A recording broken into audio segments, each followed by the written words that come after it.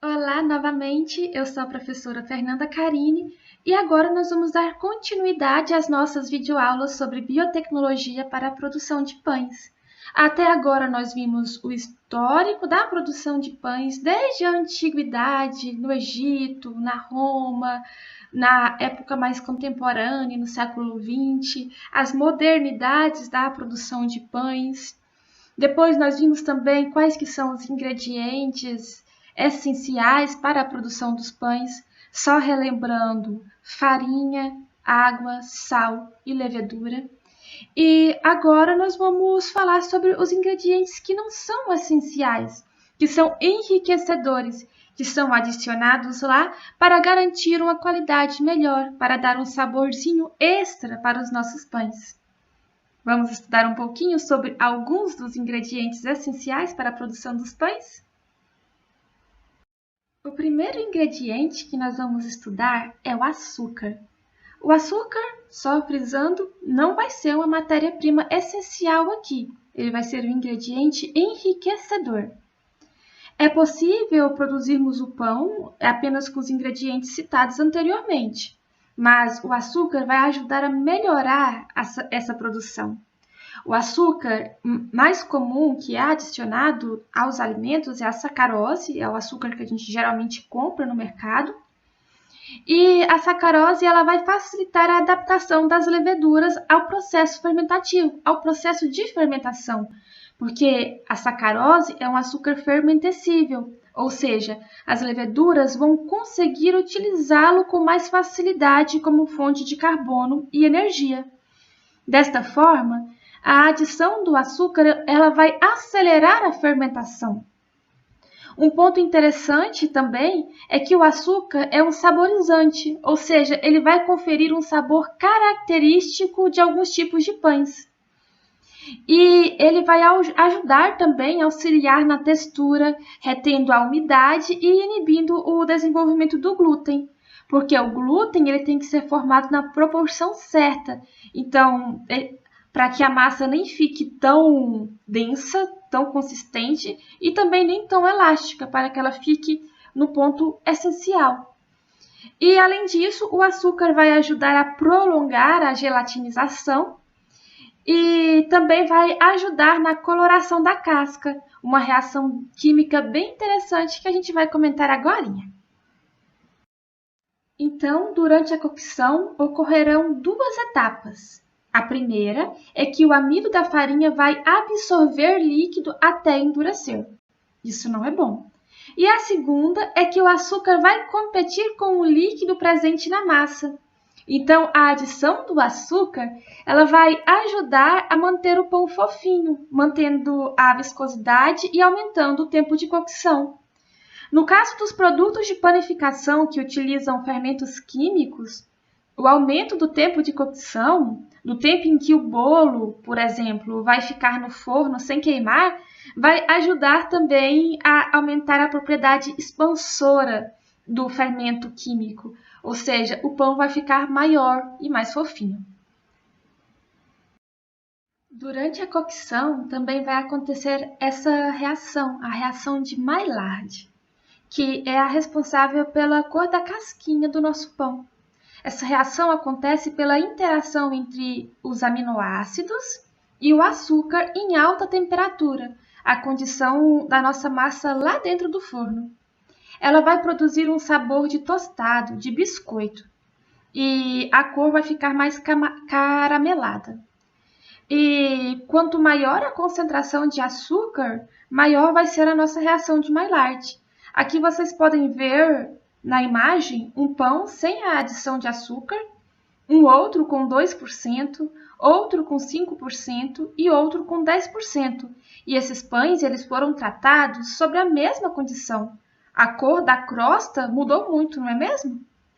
Vale notar que essa reação ela vai produzir algumas substâncias que são nocivas para a saúde e que, por isso, ela deve ser tomada com bastante cautela, ela deve ser conduzida com bastante cautela. É importante também não confundir a reação de Maillard com a de caramelização. Na de caramelização, vai acontecer apenas a reação do açúcar com a alta temperatura, que vai produzir um sabor de tostado. Na verdade, ela não vai produzir um sabor de tostado, ela vai produzir um odor mais frutado, um odor de caramelo. O que vai produzir o sabor de tostado, o sabor daquele pãozinho que acabou de sair do forno, vai ser a reação de Maillard. Os óleos e as gorduras também são exemplos de ingredientes enriquecedores. Eles também são chamados de triglicerídeos e apresentam a união de 3 ácidos graxos aqui a uma molécula de glicerol, representada aqui. Esse símbolo R, esse radical R, ele representa uma cadeia carbônica, que ela pode ter diversos tamanhos e ser saturada ou insaturada, dependendo do tipo de triglicerídeo. Os óleos, neles geralmente se predominam os radicais de ácidos graxos insaturados, ou seja, aqueles com ligações duplas. Com isso, eles vão apresentar-se líquido nas condições ambientes, nas condições ambientais. Já as gorduras, nelas vão se predominar aqueles radicais de ácidos graxos saturados, ou seja, aqueles sem ligações duplas. E, neste caso, elas vão se apresentar sólidas nas temperaturas ambientes. Um outro ponto interessante também é que os triglicerídeos podem ter diferentes origens. Eles podem ser de origem animal, como a manteiga e a banha, ou eles podem ter origem vegetal, como o azeite de oliva, a margarina, o óleo de coco, a soja, os óleos de soja e tantos outros. E nos pães, os óleos e as gorduras, eles vão ser utilizados em uma concentração bem pequena, de 1 a 5%, e eles são usados, e nos bolos eles vão ser utilizados numa concentração um pouco maior. E as suas principais funções são aumentar o volume do pão durante a cocção e também dar uma sensação de umidade, porque ele vai formar uma película que vai reter a umidade no pão.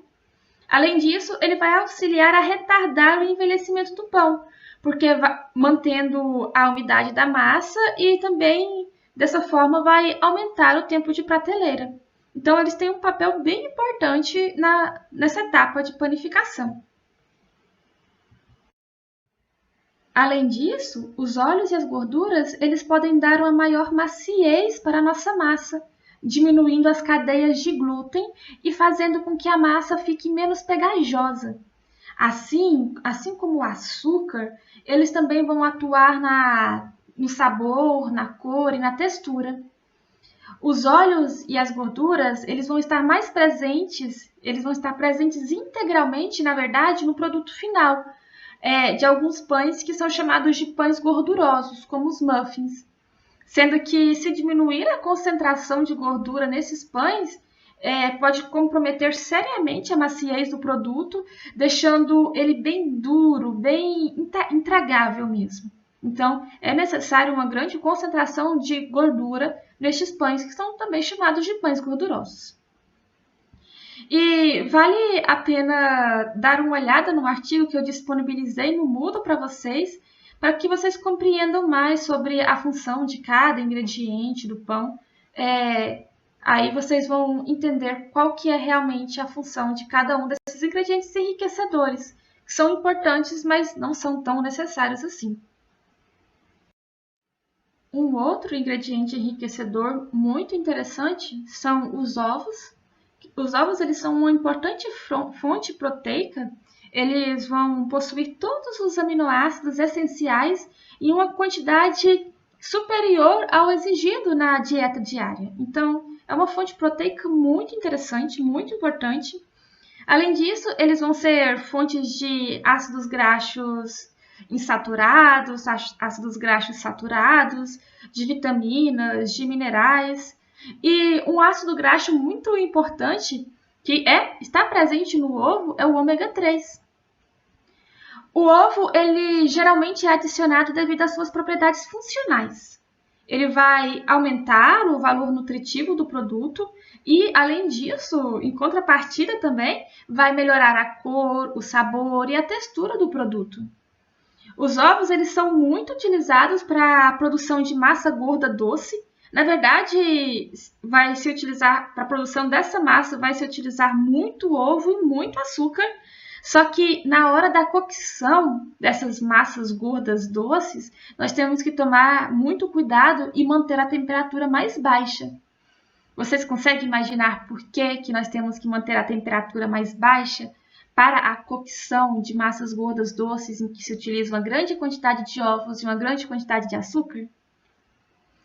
A gente tem que manter a temperatura baixa porque os ovos eles são uma rica fonte de proteínas. Proteínas são compostas por aminoácidos e esses aminoácidos eles podem reagir com o açúcar formando a reação de Maillard, o que pode provocar um escurecimento em excesso do produto e até liberar algumas substâncias que são nocivas para a saúde. Aqui eu coloquei uma pergunta se nós devemos colocar a gema ou a clara durante a panificação. A resposta é que nós podemos colocar o ovo integral. A clara ela vai conter albumina, que vai deixar os nossos pães mais macios. E a gema ela vai ter uma propriedade emulsificante, que é muito importante durante a panificação. Então, essas duas partes dos ovos, elas podem trabalhar juntas, dando uma característica muito mais interessante para o nosso pão. E assim, os ovos terão a função de aglutinar os ingredientes, o que é muito importante para a produção da massa folhada. Eles também vão ter a função de espessante, ou seja, de aumentar a viscosidade, o que é importante quando se está trabalhando com massas e molhos para o preparo dessas massas e molhos. Além disso, ele vai atuar na cor, provocando uma coloração mais amarelada, o que dá uma aparência mais apetitosa ao produto. É sério, há alguns estudos que mostram que a cor do alimento ou até mesmo a cor de um local pode induzir a fome. E o amarelo e o alaranjado, eles estão entre essas cores que induzem a fome. E também, além disso, os ovos eles são um emulsificante natural. Ele vai permitir uma melhor mistura entre a água e a gordura, fazendo assim, auxiliando assim na produção de massas mais suaves. E com isso a gente termina de explicar alguns dos ingredientes enriquecedores. Então, era isso que eu tinha para a aula de hoje. Eu espero que vocês tenham gostado e tenham compreendido. E na próxima aula a gente comenta um pouquinho sobre o fluxograma do processo. A gente vai comentar bem rapidamente sobre etapas bem genéricas para a produção de um pão. E eu aguardo vocês lá. Qualquer dúvida, vocês sabem, podem me mandar mensagem. E até a próxima videoaula.